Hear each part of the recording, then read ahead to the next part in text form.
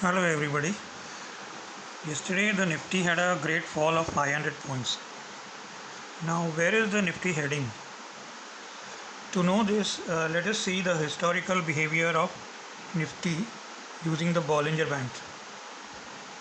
Now this is the weekly chart of Nifty where you are having a Bollinger Band on the weekly price chart. Let us see the behavior of Nifty from January 2010, how it has behaved. Now if you see, whenever the Nifty has touched the upper band and then gone close below the mid band, it always goes and touches the lower band. See, let's take this here in the month of November of 2009, December 2009, the Nifty had touched the upper band. Then it crossed the mid band and fell and it touched the lower band. Let us see further what happens. As I scroll forward, Nifty touched the upper band in August 2010. Then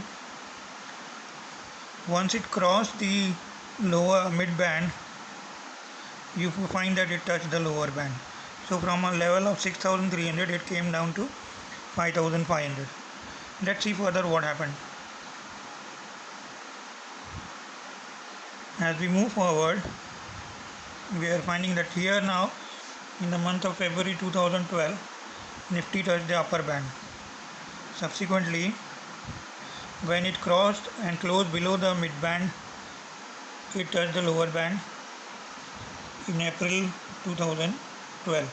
So from 5,581 it came down to 4,819.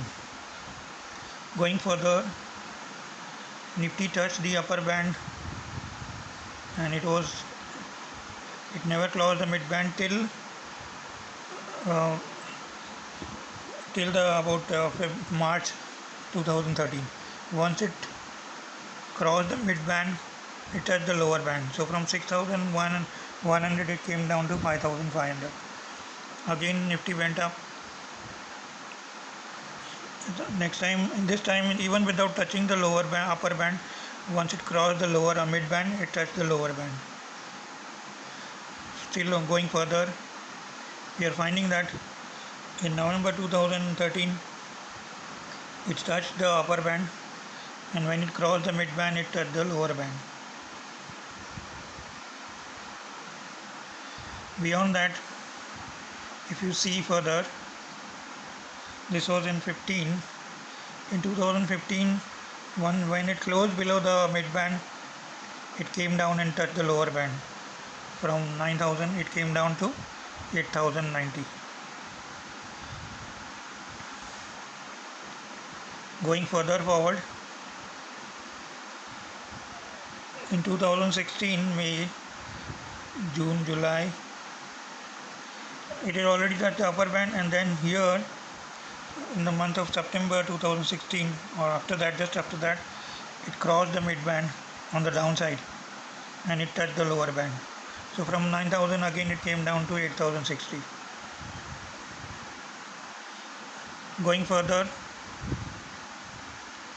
in 2017 it touched 10,000, 10,100, 10,400, 10,900. Then somewhere here it crossed the mid band. That was in the month of February 2018, and it fell down and touched the lower band. Again further on, in 2018 August, it touched the upper band, and then once it crossed the mid band, close below the mid band, it went and touched the lower band. So if we go further ahead, when we reach 2019, it had touched the upper band and crossed the mid band somewhere here, close below the mid band here, and then it touched the lower band.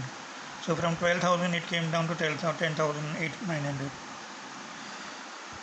Then after that, you can see that it touched the upper band in December 2019, and you know what happened in March of 2020.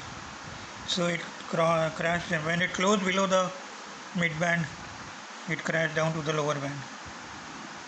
Now after March 2020, Nifty has touched the upper band, and right now it is come and closed.